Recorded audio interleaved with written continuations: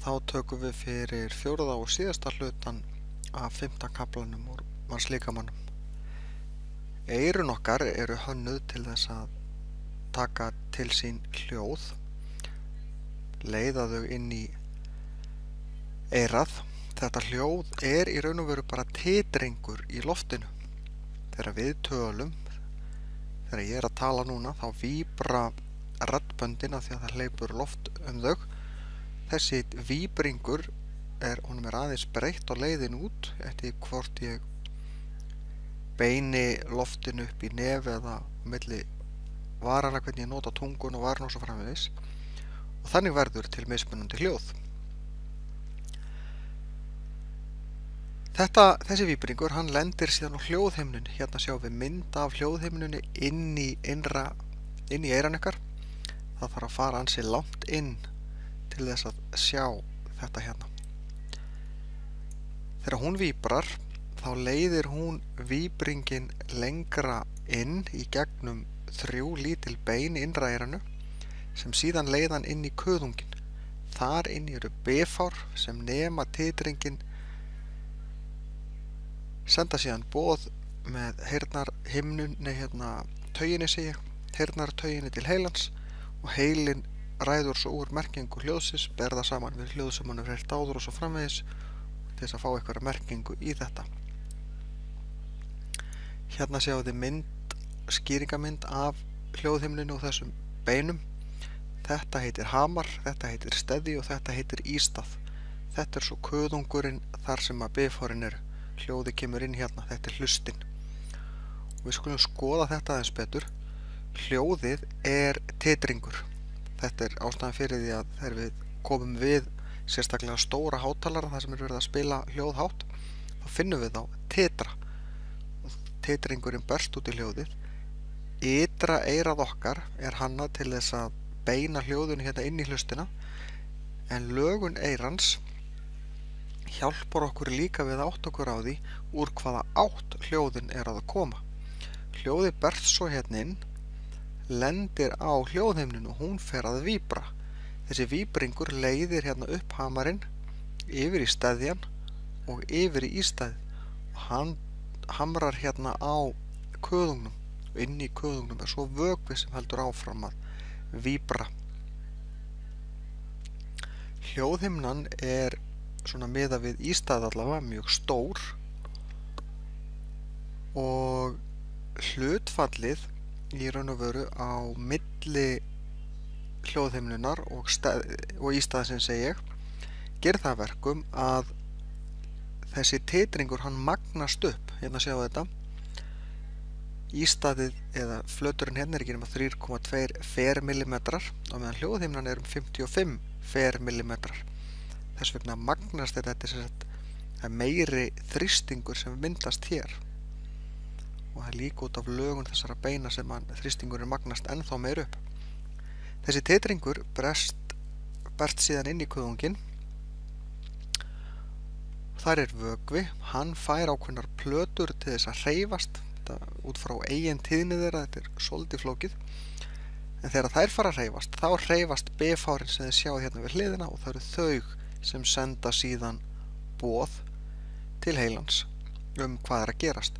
Það fyrir eftir því hvernig hljóð það eru, hvaða plötur hreyfast og hvaða bifár senda skilaboð til heilans. Sjáu þau hreyfast og þannig fær heilin mynd af því eða sem sagt botnar eitthvað í hljóðunu sem við erum að heyra. Hérna sjáum við hvað þetta heitir upp á íslensku. Þetta er ytra eyrað, hlustin liggur er hérna. Það myndast eyrnamerkur í hlustinni. Það er í raun leið eyrans til þess að hreinsa hana. Það er ekki gott að tróða eyrnapinna of langt hérna inn eða vera alltaf að tróða eyrnapinnum í eyrun því þá ýtið þið á móti. Eyrnamerkurinn á að komast út. Þetta er síðan höfuðkúpan hérna. Hérna sjáum við innra eyrað. Hérna er hljóðhimnan, þetta fjólblá hérna. Og hérna eru beinin 3, hamar, steði og ístað, sem eru 3 minnstu bein líkamanns. Hérna er kuðungurinn og svo bogagöngin sem við eftir að tala um meira. Þetta er svo koklustin hérna. Við höfum líka eftir að tala aðeins meir hana. Það er alveg sama hvað maður og fólk segir í raun og veru. Það er fullt af fólki sem heldur þið fram að það sé búið að venjast hávaða. Það er ekki hægt. Það er hægt að venjast ákveðnum hljóðum í umhverfi okkar. En þá erum við að tala hljóð sem er ekkert ofboðslega hávær. Við venjumst til dæmis umferðarnið svona í fjarska mjög fljótt og hættum að heyra. En ef hávað er að ræða, hljóð sem heyrist mjög hátt, þá venjumst við því ekki neitt. Það sem gerist er að maður er farin að missa heyrn. Þetta er ungt fólk ekkert voðalega mikið að spá í, heldur að séu bara gamalt fólk sem að missir heyrn. En í dag er ungt fólk og þið mjög oft með eitthvað í eyrunum, sem er svo sem ekkert endilega hættulegt, en ef maður er alltaf með það eða mjög oft með það mjög hátt, þá endar það með því að maður fer að missa heyrn. Og missi maður heyrn, þá fær maður hana ekki til baka. Þið sjáuð hérna er desibelkvarðinn sem að mælir hversu mikil orka er í hljóði, hversu hátt það er. Og það er í raun og veru 2 svona mörk hávaði upp fyrir, ég man nú ekki töluna nákvæmlega, står á bilinu 90 desibel. Ef við erum í hávaða sem er yfir 90 desibel mjög lengi, þá förum við að tapa heyrn. Og eins ef við erum komin upp fyrir 120, þá förum við að missa heyrn eftir bara stuttan tíma.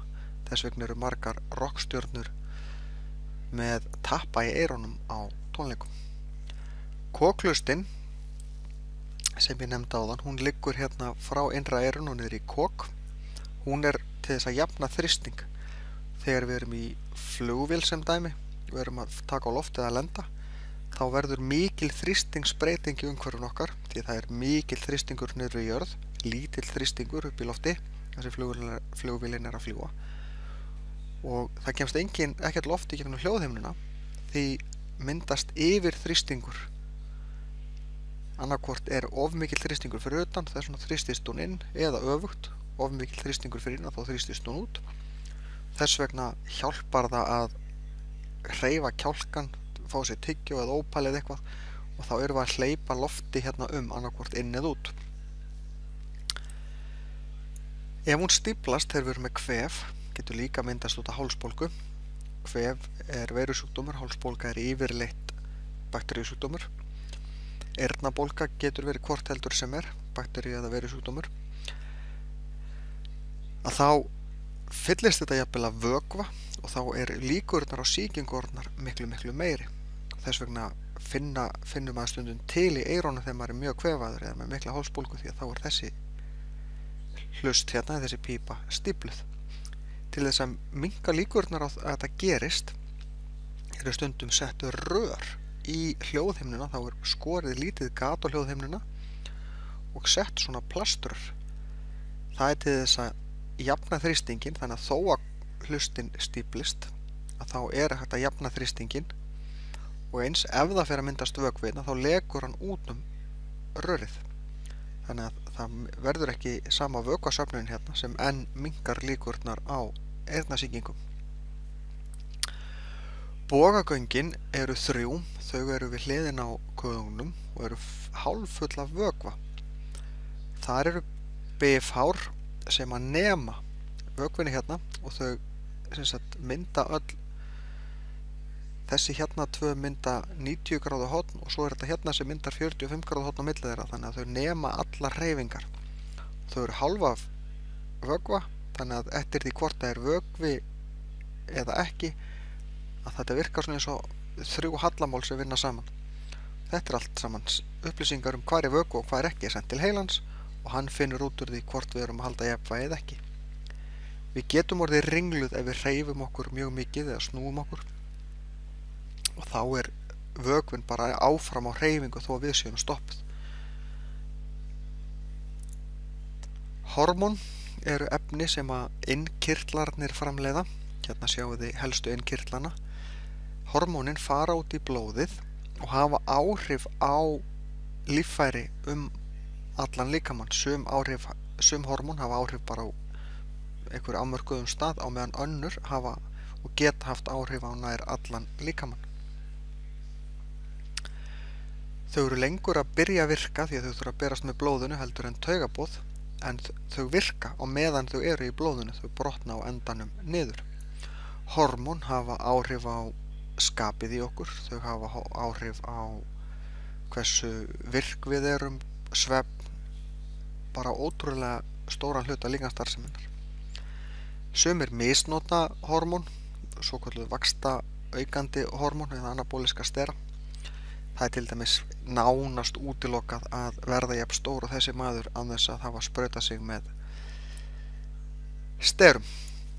Hormón, mörg hver eru mjög flókin, hérna sjáum þið líkan af einni svona sameind.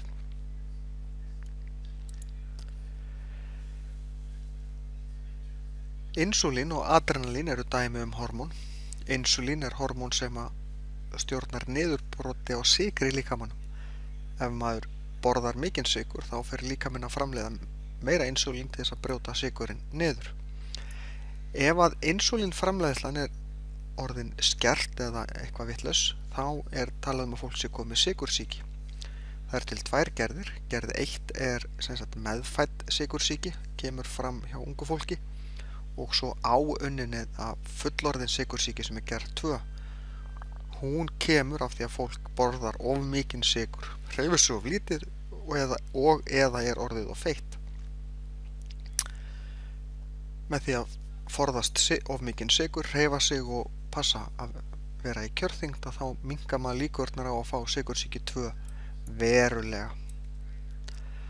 Adrenalín, og þeir sem eru með sykursýki, þeir þurfa að prófa sykurmagnið í blóðinu, kallað að stigsa sig, mjög reglulega, oft á dag jafnvel.